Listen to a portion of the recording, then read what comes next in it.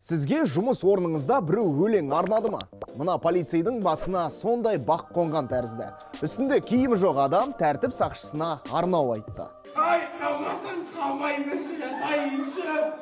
Бұл күнде бір рақатқа батайыншы. Қызып алғаны бар енді бірі. Ақпаратты Экспресс-ка тілшілер айтты. Әлеуметтік желіде жігітті жалаңаш ақын деп атап кетті. Жалаңаш ақын.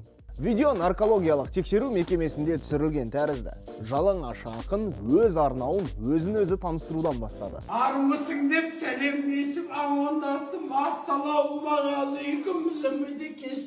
Мүмкін ол асаба шығар. Тойдан кейін біраз ерік беріп қойған ау. Қанша теңселіп тұрса да аузынан тек дұрыс сөздер шығуда. Арнауын майын ағызып айтуда. Шабыт беретіндей сонша нешті екен ол? Ағайын, ұрттап немесе концерт көрсетер алдында жан-жақты бақылап қоюды ұмытпаңыздар. Таңертең оянған